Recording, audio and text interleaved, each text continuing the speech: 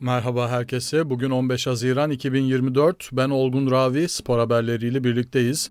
Arda Güler, Kenan Yıldız ve Semih Kılıçsoy milli takımın 19 yaşındaki 3 genç yıldızı. Euro 2024'te takip edilmesi gereken genç futbolcular arasında gösteriliyorlar. Bütün dünya spor basınında onlar hakkında yazılar çıkıyor. Bu videoda sizinle Arda, Kenan ve Semih ile ilgili çeşitli yayın organlarında yer alan haberleri paylaşmak istiyorum. Bunun gibi dış basından haber derlemelerimiz Euro 2024 boyunca devam edecek. Bunu da hatırlatalım. Kaçırmamak için kanala abone olmayı ve bildirimlerinizi açmayı unutmayın lütfen. Marca gazetesiyle başlayalım. Euro 2024'te izlenecek 24 oyuncu listesi yapmışlar. Listenin açıklamasında da her milli takım için Euro 2024'te çıkış yapacak bir oyuncu seçiyoruz demişler. Haberin görselinde de görebildiğiniz gibi listede Arda Güler de var. İnceleme yazısında şöyle demişler Arda için: Vincenzo Montella'nın seçebileceği pek çok taze kan var. Semih Kılıçsoy, Kenan Yıldız, Can Uzun, ancak hiçbiri Arda kadar heyecan uyandırmadı. Real Madrid'de geçirdiği toplam 440 dakika farklılığını kanıtlaması için yeterli oldu. La Liga'da Lamine Yamal'dan bir fazla olmak üzere 6 gol attı. Attığı her şut kaleyi buldu. Sol ayağını kullanmak için sahada oynamaya alışkın olan Fenerbahçe'nin eski futbolcusu oyun vizyonu ve şutlardaki ya da son paslardaki isabetiyle öne çıkıyor. Milli takım formasıyla Galler'e attığı ilk gol bunun iyi bir örneği. Ayrıca oyuna dahil olmak için içeri de girebiliyor. Teknik açıdan dünyada ondan daha iyi çok az oyuncu var. Ancak yine de hem Madrid'de hem de Türkiye'de olgunlaşması ve daha fazla liderlik üstlenmesi gerekiyor. Tabii ki bu 19 yaşında kolay değil. Grubumuzdaki diğer takımlardan genç yıldız olarak da Portekiz'den Joao Neves'i, Gürcistan'dan Mamardashvili'yi, Çekya'dansa Adam Lozek'i seçmişler. Evet, Marca diğerleri Arda kadar heyecan uyandırmadı dese de diğer bir Madrid gazetesi olan As Diario hem Semih'e hem de Kenan'a yer vermiş. Bir yıldız doğdu başlıklı haberinde. Bu yazıda 21 yaş altında olup da elit futbola geçen gençleri tanıtmışlar. Pek çoğu ilk kez Avrupa Kupası'nda ya da Copa Amerika'da oynayacak demişler. Semih için şunlar yazıyor: Avrupa Şampiyonası'nda gözden kaçırılmaması gereken bir diğer yetenek. Beşiktaş'ta geçirdiği sezonda neredeyse her iki maçta bir gol attı. Türk Agüero olarak adlandırılan futbolcunun 23 maçta toplam 11 golü var. Kara Kartallar bu hızlı hücum oyuncusundan çok umutlu. O da 2 yıl önce genç takımda oynarken konferansa yükselenlerden biri. Aynı yazıda tanıtılan bir diğer futbolcumuzsa Kenan Yıldız. Şöyle demişler Kenan için: hücum görevlerinde çok yönlü bir oyuncu. Almanya doğumlu Türk, Juventus taraftarının en çok görmek istediği futbolculardan biri. Gençliği, cesaret ve gözüpeklik anlamına geliyor. Sürati ve güçlü şutlarıyla kalite sinyalleri verdi. Hücuma iyi katılması, dizilişin 4-3-3 veya 3-5-2 olması fark etmeksizin orta sahada, önde ve her iki uçta oynamasına olanak tanıyor. Arda Güler'le birlikte yeni Türk jenerasyonuna liderlik ediyor. Avrupa Şampiyonası'nın ilgi çekici oyuncularından biri olacak. Öte yandan Amerika Birleşik Devletleri merkezli ESPN, Avrupa Şampiyonası'ndaki genç yıldızları tanıttığı spor sayfasında her üç futbolcumuza da yer vermiş. Yazının başlığında Güler, Maino ve Sesko Euro 2024'ün genç yıldızlarının başında geliyor demişler ve Arda Güler için şunları yazmışlar: Geçtiğimiz yaz Fenerbahçe'den Real Madrid'e 25 milyon euroya transfer olan Güler, sakatlığı nedeniyle La Liga sezonunun büyük bölümünü kaçırdı. İyileştikten sonra ise Madrid'in şampiyonluğu garantilemesine yardımcı olmak için tüm yeteneğini göstererek 5 maçta 5 gol attı. Güler futbolda sadece birkaç yaşında henüz ama güzel dokunuşları, öngörülemeyen top sürme becerileri ve zarif sol ayağı sayesinde Fenerbahçe'deyken zaten sükse yapmıştı. Madrid gelecek için bir yıldıza sahip olduğundan emin. Türk milli takımı için Euro'da forvet arkasında ya da sahada oynayacak. ESPN böyle demiş ama bakalım Arda Güler gerçekten de oynayacak mı?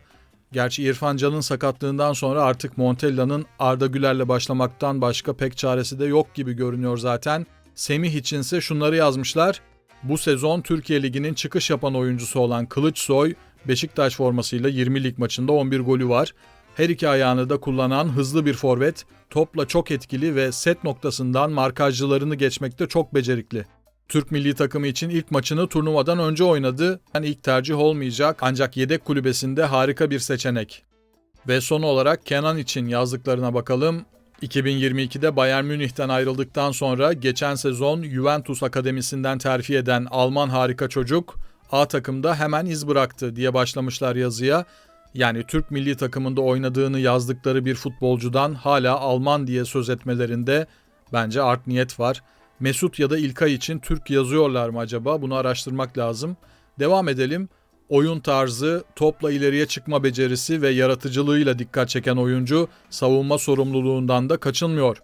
Kasım ayında Almanya'ya karşı 3-2 kazanılan hazırlık maçında Türkiye adına ilk golünü atan Yıldız, teknik direktör Vincenzo Montella tarafından ters sol kanat oyuncusu ya da sahte 9 numara olarak oynatılabilir demişler.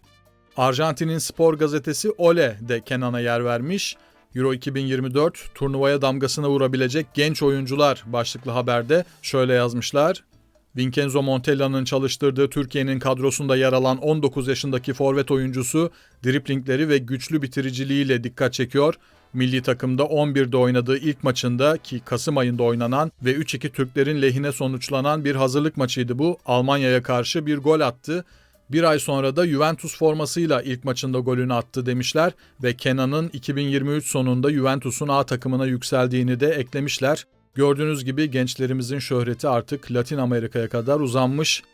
Son olarak bütün genç futbolcularımızın yer aldığı bir yazıyla bitirelim. Çok sayıda dilde yayın yapan Gol internet sitesinde Lamine Yamal, Arda Güler ve Euro 2024'te izlenecek yeni nesil gençler başlığıyla yayımlanan yazıda Arda'nın yanı sıra Semih, Kenan ve Can Uzun'a da yer vermişler. Tabii Can kadrodan çıkarıldı ama olsun, bu yazıda yer alması yine de önemli. Sırasıyla gidelim. Arda için şunlar yazıyor. 2022'de Fenerbahçe A takımına girdiğinde Türk Messi lakabını alan oyuncu, gelecek turnuvalarda ülkesinin yükünü omuzlarında taşıyacak gibi görünüyor. Ancak şimdilik Avrupa Şampiyonası 19 yaşındaki oyuncunun üst düzey uluslararası futbol deneyimi kazanması için bir fırsat olarak görülüyor demişler ve Arda'nın Real Madrid'e transferini anlattıktan sonra birçok bakımdan Mesut Özil'le kıyaslanan genç oyuncu son 7 maçında 6 gol atarak gelecek sezon Carlo Ancelotti için bir değer olabileceğini kanıtladı diyerek bitirmişler yazıyı. Semih içinse 18 yaşındaki genç futbolcu Türkiye'de Süper Lig'in yükselen yıldızlarından biriydi demişler. Sezon başında A takıma yükseldikten sonra Beşiktaş'ta 11 gol attı. Euro 2024 öncesi İtalya karşısında oynanan bir hazırlık maçında attığı golle de mükemmel formunun karşılığını aldı yazmışlar ama İtalya maçı Ümit Milli Takım maçıydı, bunu hatırlatalım. Hücumda her yerde oynayabiliyor diye devam ediyor yazı. Kılıçsoy'un menajeri City, Arsenal ve Bayern Münih'in genç futbolcuyu izleyen kulüpler arasında olduğunu söylüyor. Bu yaz Almanya'da fırsat bulursa değeri daha da artacaktır diye bitirmişler. Evet, Semih'e de başarılar diliyoruz. Umarız turnuvada oynama fırsatı bulur ve bulursa yine umarız ki bu fırsatı iyi değerlendirir. Geçelim Kenan Yıldız'a. Şöyle yazmışlar Kenan için. Almanya'daki taraftarlar Kenan Yıldız'ın neler yapabileceğini Kasım ayında oynanan bir hazırlık maçında Nagelsmann'ın takımına karşı alınan 3-2'lik galibiyette genç forvetin ilk maçında Euro 2024'ün ev sahibine karşı attığı golün ardından gördüler. Bu golle 19 yaşındaki Yıldız için bir yükseliş başladı. Bir ay sonra Juventus formasıyla ilk maçında etkileyici bir gol attı. Ocak ayının başında İtalya Kupası'nda 2 gol daha atarak bunu pekiştirdi. Bayern Münih'in Gençlik Akademisi'nin bir ürünü olan Yıldız'a Juventus 2022'de Barcelona'yı alt ederek imza attırmıştı. A takıma girdikten sonra Kenan sezonun ikinci yarısında ümit verici bir performans sergiledi. Merkez forvet ya da sol kanatta oynayabilen Yıldız'ın dribling yeteneği ve güçlü şutları onu bütün savunmalar için bir sorun haline getiriyor. Bu yaz bolca süre almaması sürpriz olur demişler. Açıkçası bizim için de sürpriz olur böylesi ama Kenan'ın bazı maçlarda oyuna sonradan rakip biraz daha yorulunca dahil olması belki daha olumlu etki de yapabilir. Her halükarda çok önemli bir oyuncu olacak bu turnuvada, burası kesin. Son olarak Can Uzun'a bakalım. Makale 11 Haziran'da yayımlanmış ama görünüşe göre sayfa editörü Can Uzun'un 26 kişilik kadrodan çıkarıldığını bilmiyor. Nürnberg ile Almanya 2. Liginde geçirdiği muhteşem sezonun ardından Bundesliga'ya geçmeye hazırlanan genç oyuncu harika bir yaz için hazır yazmışlar. Bir sonraki paragrafta ise 18 yaşındaki hücuma dönük orta saha oyuncusu 2023-24 sezonunda tüm kulvarlarda 19 gol atarak Bayern Münih ve Borussia Dortmund'un ilgisini çekti. Fakat şimdi bir sonraki durağı olarak Eintracht Frankfurt'u seçmiş görünüyor demişler ama bildiğim kadarıyla Frankfurt transferi de henüz netlik kazanmadı. Şöyle bitirmişler haberi. Türkiye çifte vatandaşlığı nedeniyle Can Uzun'u Almanya'nın pençelerinden uzak tutmak için çok mücadele etti. Mart ayında ilk milli maçına çıkan Uzun, Euro 2024'te daha fazla tecrübe kazanabilir. Tabii son gelişmelerden sonra bu olası değil artık. Gol ekibinin kaçırdığı bu güncelleme hakkında sizin ne düşündüğünüzü merak ediyorum aslında. Can Uzun'un kadrodan çıkarılması hakkında siz ne düşünüyorsunuz? Lütfen yorumlarda paylaşın. Özellikle de Almanya'da yaşayan takipçilerimizin Can'ın maçlarını izleyenlerin görüşlerini merak ediyorum. Ve burada bırakalım isterseniz ama şunu ekleyelim. Milli takımın kadrosundaki gençlerle ilgili yazılar buraya aldıklarımızla sınırlı değil.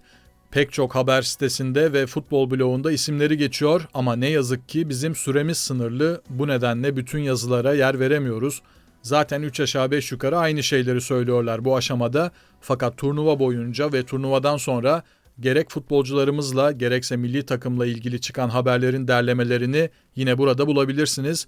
Bu nedenle kanala abone olmayı ve bildirimlerinizi açmayı unutmayın. Bir sonraki videoda görüşmek üzere, hoşça kalın.